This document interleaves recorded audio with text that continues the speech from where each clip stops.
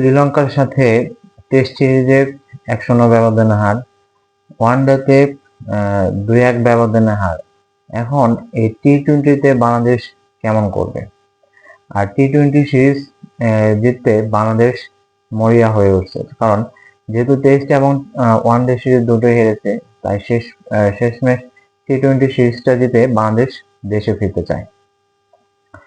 এখন এই টি-20 দলে একাদশ কেমন হবে সেগুলো নিয়ে একটু কথা বলবো। প্রথমে আসি ওপেনিং ব্যাটসম্যান, যেখানে আপনারা গত কয়েকটা টি-20 সিরিজ খেয়াল করে দেখবেন, সেখানে তানজিদ হাসান তামিম এবং পারভেজ হোসেন ইমন টি-20 এবং ওয়ানডে দলে ফিক্সড হয়ে গেছে। কারণ সাদা বলের ক্রিকেটে তাদের দুজনের উপর নির্ভরশীল হয়ে পড়েছে, এবং গত কয়েকটি সিরিজে তারা দুজনেই ব্যাটিং টি-20তে ভালো করেছে, এবং টি-20তেও পারভেজ হোসেন ইমন কিছুদিন আগে রেকর্ডও করে ফেলছে, এবং তামিমের পর দ্বিতীয় ব্যাটসম্যান হিসেবে টি-20তে বাংলাদেশের পক্ষে সেঞ্চুরি করেছেন।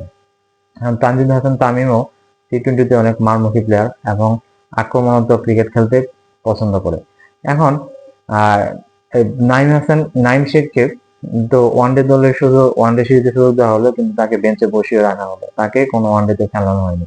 এখন কি টি-20তেও তাকে বসিয়ে রাখবে, নাকি টি-20তেও তাকে টি-20তেও সুযোগ দিবে? এখন কারো জায়গায় সুযোগ দিবে? তানজিদ হাসান তামিম, পারভেজ হোসেন ইমন, দুইজনের মধ্যে কাকে বাদ দিয়ে সুযোগ দেবে? 3 নম্বর হচ্ছে লিটন কুমার দাস, যিনি টি-20 দলের অধিনায়ক। তাকে তো আর তাকে তো বাদ দেওয়ার কোনো প্রশ্ন আসে না, কারণ অধিনায়ক তো তিনি টি-20তে অবশ্যই খেলবেন। 4 নম্বরে আসি তাওহিদ হৃদয়, কারণ তাওহিদ হৃদয় দেখবেন গত কিছুদিন ধরেই ওয়ানডে এবং টি-20তে একদম একরকমের ফিক্সড হয়ে গেছে, এবং তাওহিদ হৃদয়কে সেভাবে গড়ে তোলা হচ্ছে। তো এই গত কয়েকটা সিরিজে 5 নম্বর এবং 6 নম্বর পজিশনে জাকের আলী অনেক এবং শামীম হোসেন পাটোয়ারিকে খেলতে দেখানো হয়েছে। পাকিস্তানের বিরুদ্ধে, সংযুক্ত আরব আমিরাতের বিরুদ্ধেও তারা দুইজন খেলেছে। এখন 7 নম্বরে মেহেদী হাসান মিরাজকে সুযোগ দিবে, নাকি শেখ মেহেদীকে সুযোগ দিবে?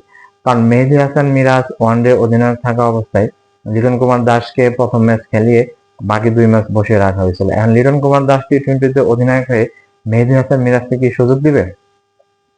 তো এরপর আসি রিশাদ হোসেনকে ওয়ানডে সিরিজে রাখলেও ওয়ানডেতে একটি ম্যাচও খেলানো হয়নি।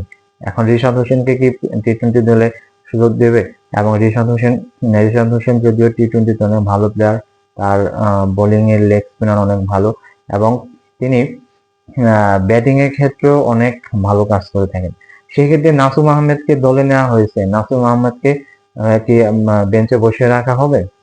সেটা এখন দেখার বিষয়। এগুলা বাংলাদেশ টিম ম্যানেজমেন্টের ক্ষেত্রে এখন ওই একাদশ বাছাই করে একটা কষ্টসাধ্য হয়ে গেছে। এবং তারপর আসি পেস বোলারদের ক্ষেত্রে। পেস বোলারের ক্ষেত্রে যেহেতু তাসকিন আহমেদ ফিরে এসেছে এবং মুস্তাফিজুর রহমান, এই তাসকিন আহমেদ এবং মুস্তাফিজুর রহমান তাই দুইজনই ফিক্সড।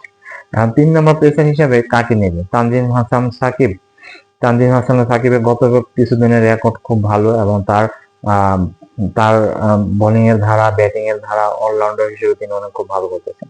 এখন অনেকদিন পর মোহাম্মদ সাইফুদ্দিনকে সুযোগ দেওয়া হয়েছে। এখন মোহাম্মদ সাইফুদ্দিনকে সুযোগ দেখলে তানজিম হাসান সাকিবকে বসিয়ে রাখতে হবে। কারণ মোহাম্মদ সাইফুদ্দিনকে বেঞ্চে বসিয়ে রাখার জন্য তো অবশ্যই সুযোগ দেওয়া হয়নি, তাকে অবশ্যই ম্যাচ খেলানোর জন্যই তাকে দলে সুযোগ দেওয়া হয়েছে। এখন এই বাংলাদেশ টিম ম্যানেজমেন্ট টি-20 ক্ষেত্রে একাদশ সাজানোর ক্ষেত্রে এক মধুর সমস্যায় পড়ে গেছে। এখন দেখা যাক টিম ম্যানেজমেন্ট বাংলাদেশ টি-20 সিরিজে কাকে রেখে কাকে সুযোগ দেয়, সেটাই এখন দেখার বিষয়। আপনারা আপনাদের একাদশ জানাতে পারেন, আপনাদের মতামত জানাতে পারেন, আপনারা কমেন্ট বক্সে লিখে জানাতে পারেন, এবং আপনারা কিভাবে টি-20 দলে কাকে সুযোগ দিতে চান সেগুলো জানাতে পারেন। ধন্যবাদ সবাইকে, ভালো থাকবেন।